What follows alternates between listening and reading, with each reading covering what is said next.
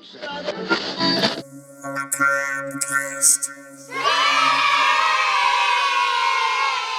devil's on the loose and he's dancing with the mummy. Deep from the bowels of the Macabre Theater Laboratory, we bring you Macabre Cast. There is nothing wrong with your streaming service. You are exactly where you should be, where the slush puppy machine is always on and cold. Your favorite horror mag is on the rack discreetly between Women's Wear Daily and Cosmopolitan. I'm your host, Dark Mark, along with my counterpart, Karis, the Little Mummy, here to bring you another episode of Macabre Cast, where we'll be dropping R's where they belong and adding them where they don't. This is a safe space for those who grew up during a time period where continuity reigned king, and no matter how convoluted the writer made the last film in that horror franchise, it was up to the new writer to tie it in and somehow make it all make sense. Or not. Newbies welcome, regulars welcome back, worshippers, get out of here. Please, if you haven't already, hit that subscribe button and ask a friend to do the same. Even that guy whose life is a steamy hot mess but never misses a chance to give you advice. Yeah, that guy. If you wish to interact with fellow Monster Kids, follow the Facebook page Macabre Theater. It's there where you can send me a voice message through Messenger and become part of this show. A link can be found in this episode's description. Macabre Cast episode 114 begins now. 5, 4, 3, 2, 1, 0. Adoro il cast macabro. Hello, Karis. Hello, Monster Kids. We have a great show coming up. We get the 5-question horror trivia challenge, a tone-down challenge. As I was told last time, I was a little rough with my questions. Hopefully the Monster Kids out there have an easier time with this challenge. In the meantime, though, I have a joke. You know, they say you should never tell secrets in a cornfield. They do? Why do they say you should never tell secrets in a cornfield? Because there's too many ears.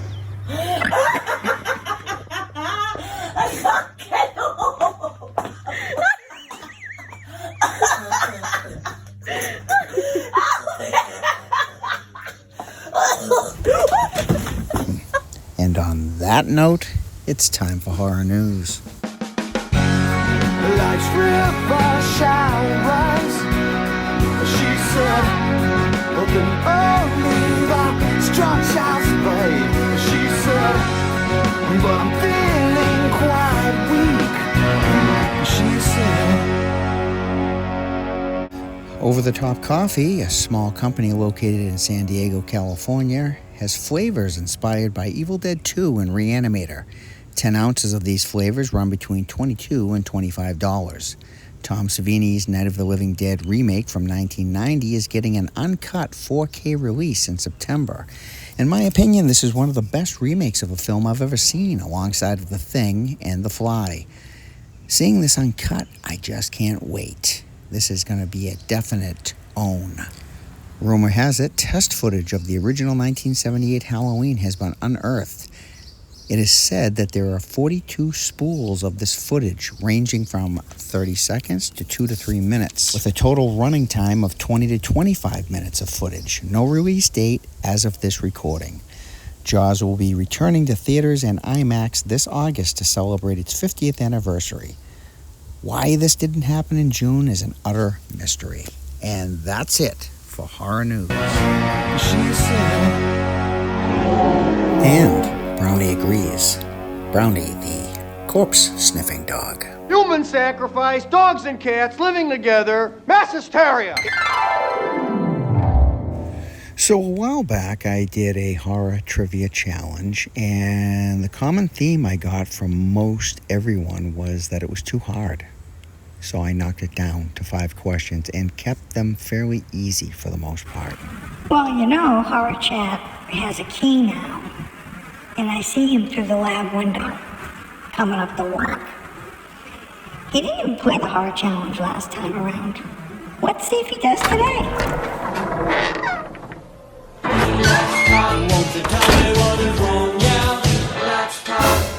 Hey, Doc Mark, Little Karis, and all the monster kids hanging out at the theater this week. It's Horror Chat Matt checking in.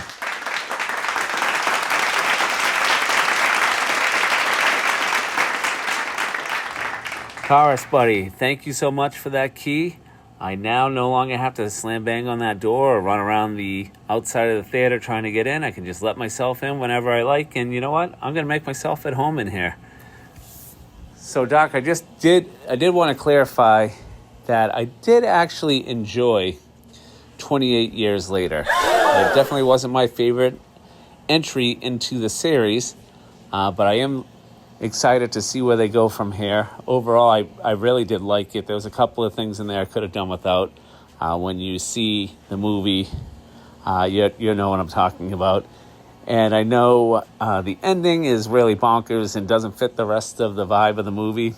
But I get what Danny Boyle's going for. So, yeah, I did actually like it, though.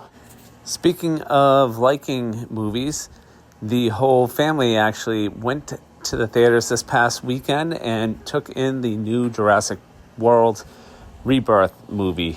I know this is more science fiction than horror and macabre, but I think it's a safe space to talk about giant dinosaurs. We left the theater and all three of us really, really liked it. I know a lot of people out there have been saying that it's not that good. It was what you expected it to be. It was a big blockbuster up on the screen. Is it probably a little bit too long? Yeah, you could have taken away like 20 minutes from the beginning. But overall, we had a blast. I mean, you have dinosaur action, you have some crazy storylines. Do you have characters making dumb decisions and stuff like that?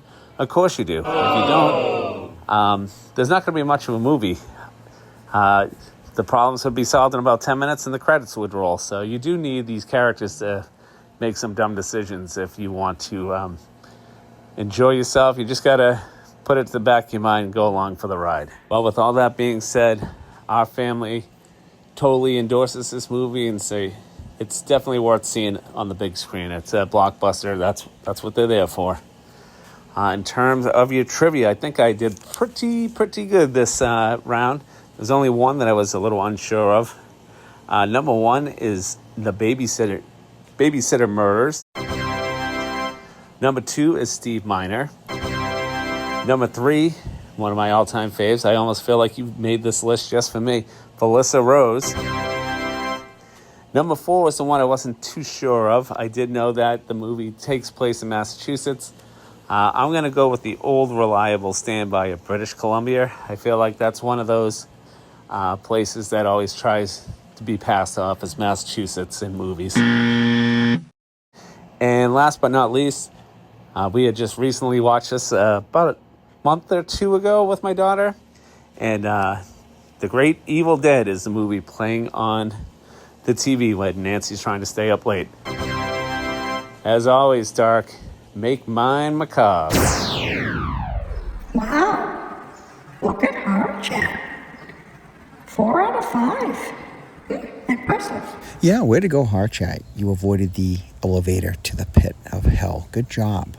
The Jurassic Park movies, the very first one from the 90s, I believe, I've seen a few times. I know I've saw the second one. Other than those, they're extraordinary. Don't get me wrong. They're amazing movies visually. And I did enjoy the original one, but I'm just not really a big Jurassic Park person. Oh. I wish he had made Jurassic Shark. Kind of had that play into the whole Jaws sequel or prequel, Jurassic Shark. That's not even mine. I had read that somewhere. Someone else had written that before, but I like that idea. And again, great job on the trivia, Horror Chat. Hope to hear from you again next week. Victory or die!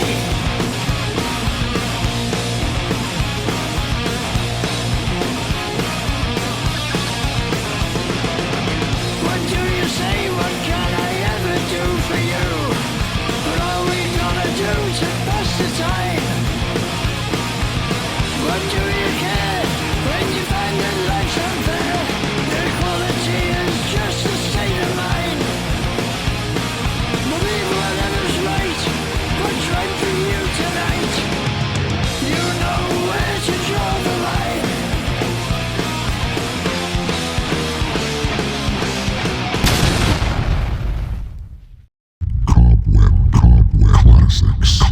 Classics. Welcome to Cobwebbed Classics, where I dust off a lost, forgotten, or just plain unappreciated film and introduce it to, or maybe just remind you about it, so your spooky Saturday night might run a little creepier. This coach is bound for a terrifying destination. Dead. But no corpse can remain at peace in this village of the undead, this land of the zombies. In this place, no one is safe. No one can hide from witchcraft, superstition, and fear. Someone in this village is practicing witchcraft. That corpse wandering on the moors is an undead, a zombie. A place dominated by men without morals, whose bloodlusts are excited by hunting a human quarry.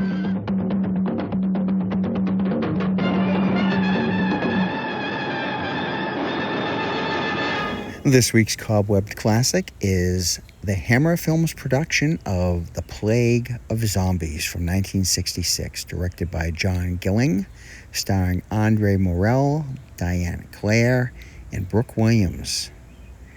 In the year 1860, workers are dying in the village of Cornwall due to some mysterious epidemic. A doctor, a professor, and his daughter struggle to find the answer.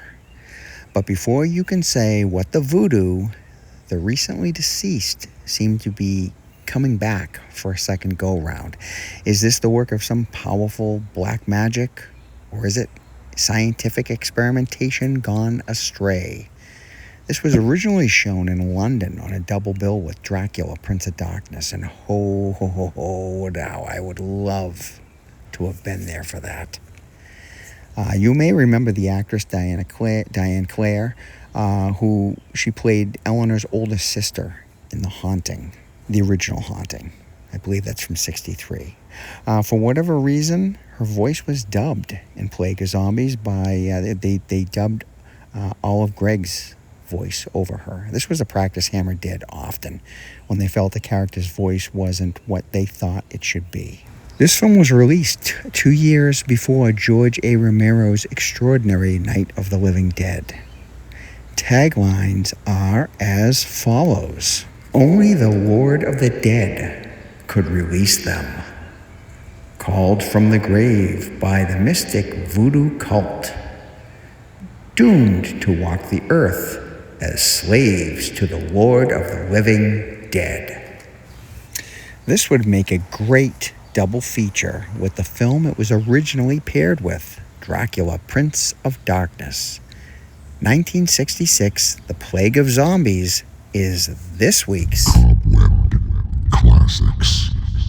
And now, the return of the foreign correspondent, 50 Shades of Grim. The Grim Facts with Grim Kim. Grim Facts. Hi, Macabre Theater. Hi, Little Karis. Hi, Monster Kids. It's Grim Kim checking in from down at Grim Twins Place down in Wellfleet.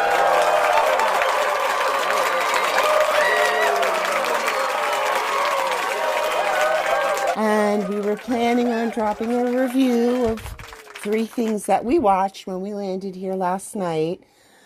But unfortunately, Grim Twin is at urgent care because she may have Lyme disease. And it's so rampant down here on the Outer Cape, and she had it a few years ago, and I felt like her symptoms were perhaps showing she has it again, so she's there, and we're not going to meet the deadline. So it's just me, sorry to say. I'll be here through the weekend with her, so we'll leave a review of something else we watched tomorrow on for next week, the week after. In the meantime, boy, oh boy, we took advantage of the rainy day and we've watched 2 movies and a 3.5 hour documentary so far. The documentary, I think it's on Prime. Into the Woods, Dark and Deep, perhaps it's called. A documentary on the history of folk horror. It was awesome! 3.5 hours long. They touch upon every type of folk horror there is, things with religious overtones, international stories, a lot of British, 1960s, 70s folk horror came up. I grabbed a lot of nice suggestions off of it.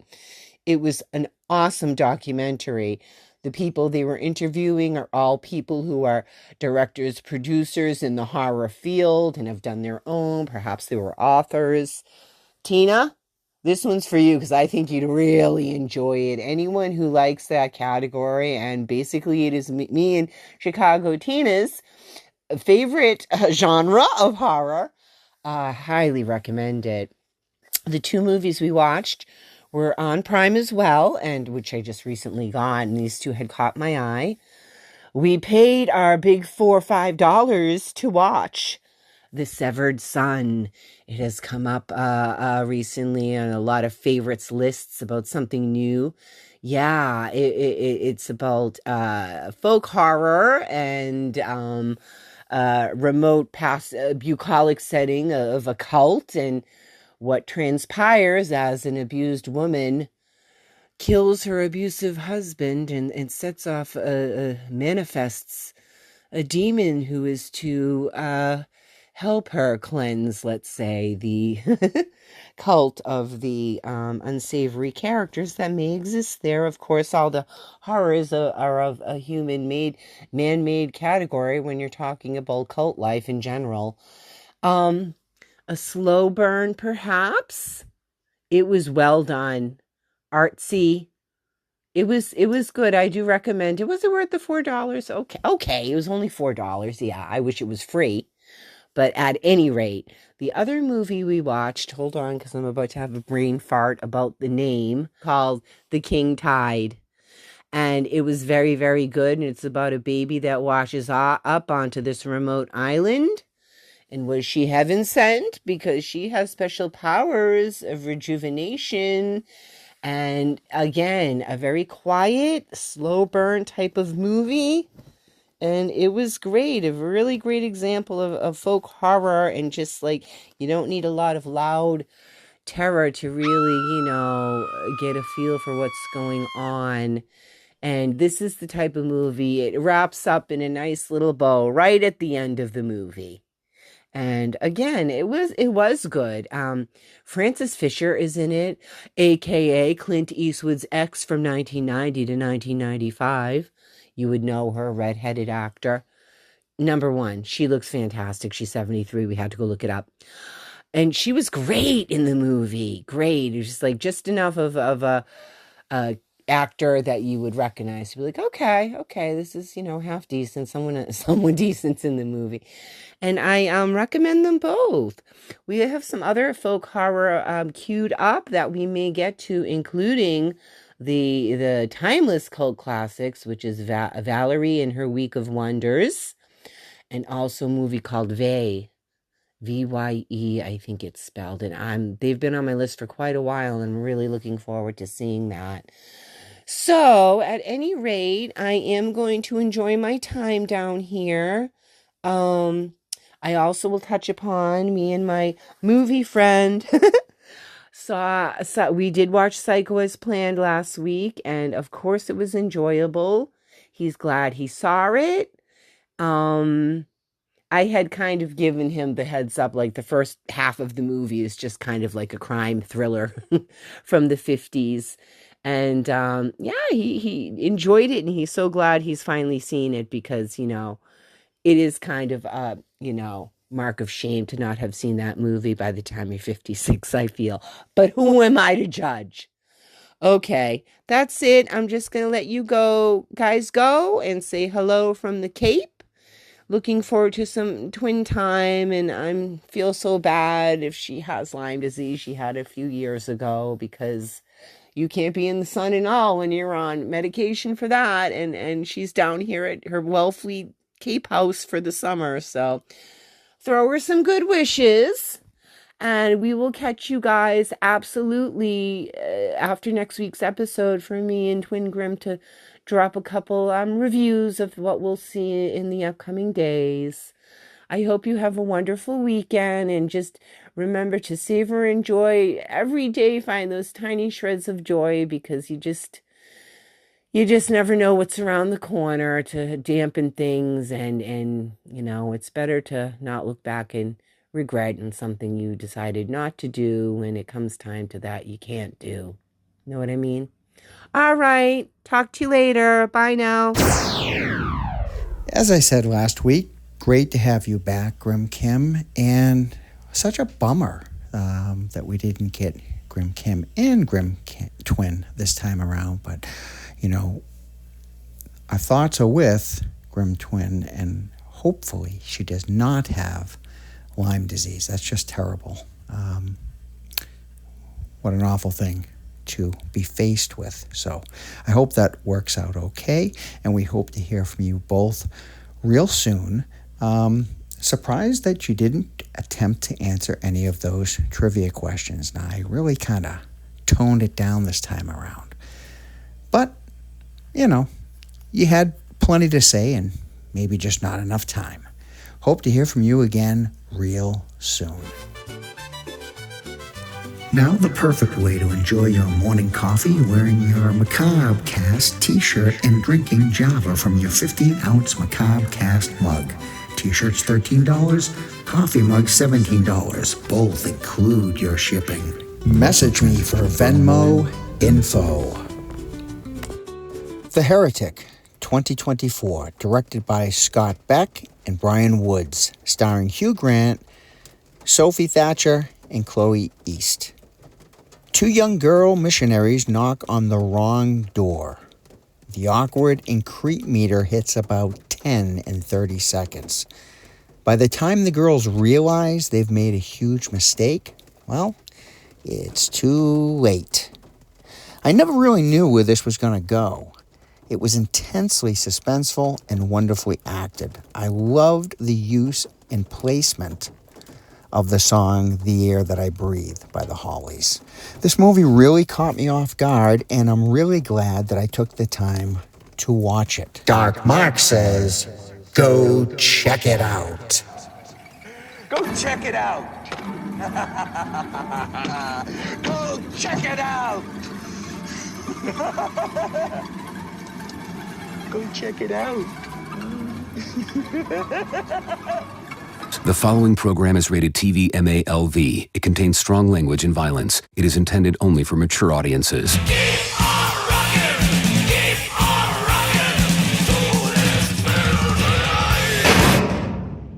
Hello, Doc, Mark, Little Karis, and all the Monster Kids listening. I hope everybody is doing well.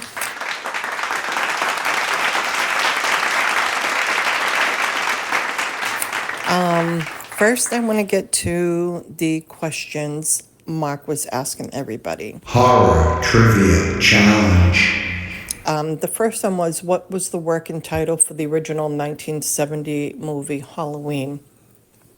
I'm not positive, but I know it had the word babysitter in it. It was like babysitter something or something like that. Number 2, who directed Friday the 13th Part 2? That was Steve Miner. Number 3, name the actress that played Angela in Sleepaway Camp. I have no idea. Number 4, the film Pieces is set in Boston. Where was it actually filmed? I have no idea. I'd have to guess, and I would guess New York. I don't know. And 5, what horror movie is playing on the TV in Nancy's bedroom in the movie Nightmare on Elm Street? And I'm pretty sure that we probably all know it was the original Evil Dead movie. So yeah, I think I probably have 2 out of 5 definitely right. But anyway, I did not know that the 28 years later, I thought I was just watching the movie. I didn't know it was part of a sequel. I really enjoyed it. The only thing I have to say is I thought the ending was a bit corny. It was great all the way up until the very end, and then I was kind of like, what the F? Like, it was just, it was just corny. I thought that was not a good ending to that. So I'm going to have to see 28 Days Later, which I still haven't seen yet, and 28 weeks later, I think you guys said, Mark, it was. And then this 28 years later, which I guess there's going to be more from what all the Monster Kids are saying. There's more sequels to that coming. I didn't know. I thought I was just watching the movie, not part of, the sequel from something else or something. But anyway, it was really good. I liked it. I heard your recap on Strangers 1, and I loved it. I thought it was great. It was suspenseful.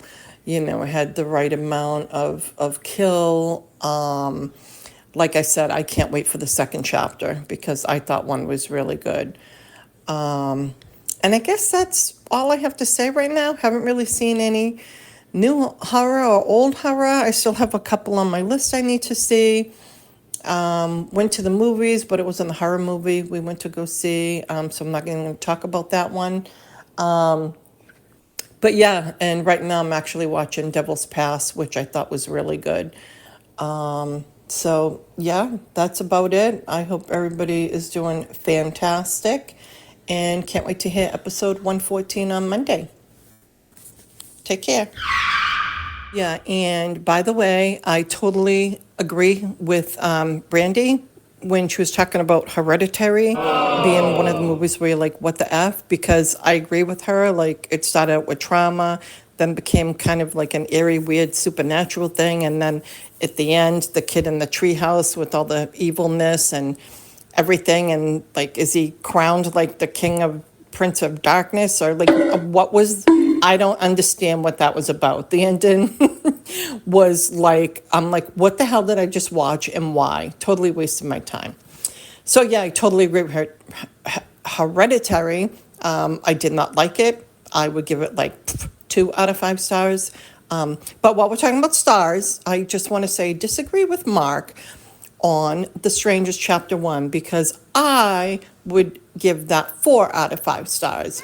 And he only gave it a 3 out of 5. But that's his opinion. He's entitled to it, as am I. And yeah, I would would have given that like 4 stars. So there. Can't wait for Chapter 2. Wow, I am really amazed by Metal Melody. She has come such a long way. Did you realize not once did I have to use the foghorn? She might actually be coming to a time when she's going to pass the swear jar on to someone else, just like the way Grim Kim did. Wow. Good job with the trivia, Metal Melody. And I gave you that first one about Halloween because you did say babysitters. It was the babysitter murders. But I gave it to you anyway. But you still got 2 wrong. And sadly, that gives you a trip to the elevator to the pit of hell. And I'm very sorry. But rules is rules. And I do appreciate you so much for playing the trivia. That was awesome. And thank you. And I hope to hear from you again soon once you climb out of that pit.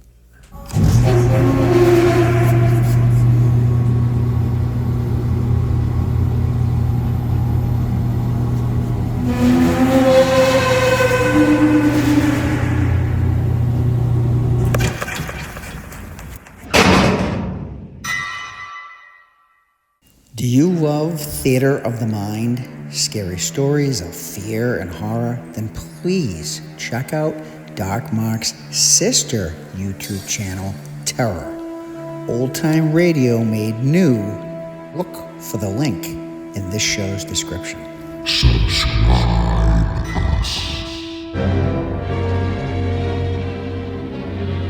You know, here we are at Jaws celebrating its 50th anniversary, and as old as that movie is, and as many times as I've seen it, I still keep finding and hearing and discovering new things. So I'd like to share that with you. This is a picture, as you know, early in the film, when they're talking about closing down the beaches after the first attack. And here behind Mayor Vaughn and Deputy Hendricks is little Alex Kinter. Here are some more images that were deleted due to the shock not working of the original intended death scene of Alex.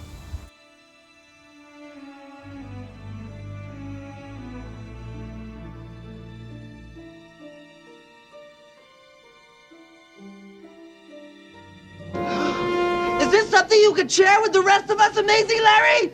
Greetings, Dark Mark and Karis, a little mummy. Scary Larry here.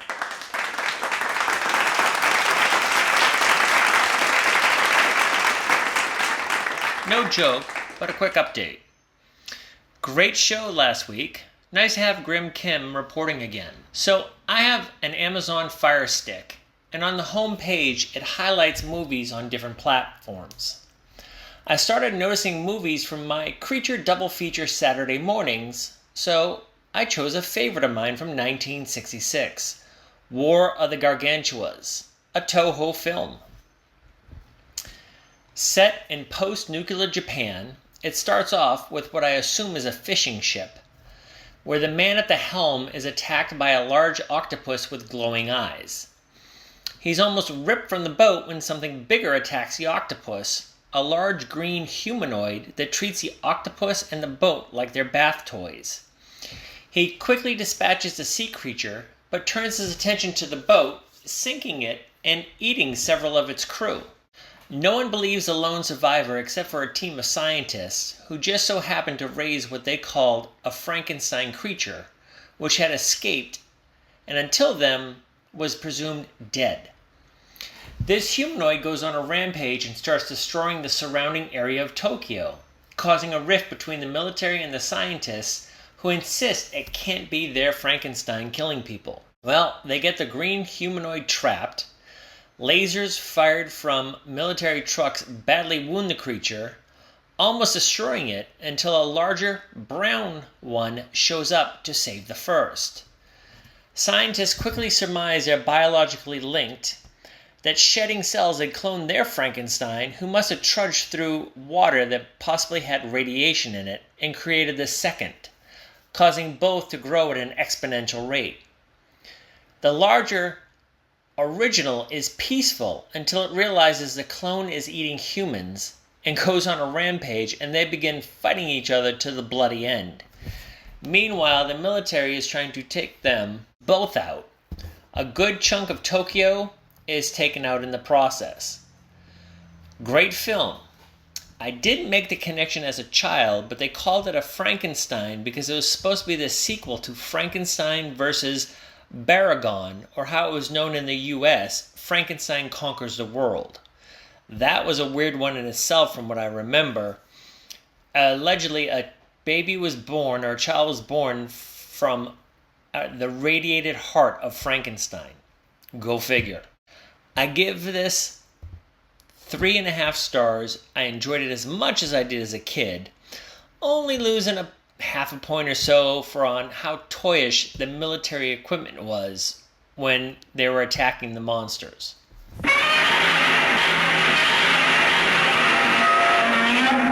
Scary, this was one of my all-time favorite Creature double feature films. Probably right alongside of Godzilla versus the Smog Monster, but I loved War of the Gargantuans, and a favorite against me and my best friend Dan, who during the winter of 78, when the plows had made piles so high they were like mountains, we used to reenact many of the scenes from this movie that winter. As always, thanks for seeing it so we don't have to, Scary, except this time around. Goditi questo episodio de Cast Macabro. Thank you, Maria Monstalia, for telling our Italian friends to enjoy this episode of Macabre Cast. July 13th was my 34th wedding anniversary. Happy anniversary, Laura Har. Getting older is a tough pill to swallow. To quote the late, great Jimmy Buffett, getting older isn't for sissies. But I will say one thing for each journey around the sun. It brings a broader perspective, better clarity about people, stronger problem solving and resolution, experience and knowledge to maybe help those young folk out there, if they'll listen anyway. With each passing year, I definitely care less about what people think of me. Well, I guess I've always expressed that by the way I dress. It's been the same wardrobe since I was 15. Age is not decay, it's growth. That's not mine. That's from Mitch Albom's memoir, Tuesdays with Maury. So to sum it up, this final thought, I hope the monster kids out there, the Drac Pack, stick around as we grow old together. Beware the moon. Keep clear of the moors. But most of all, remember, be good to yourself. This is Dark Mark, signing off. See you soon, I hope. This is a Macabre Theater production. Subscribe us.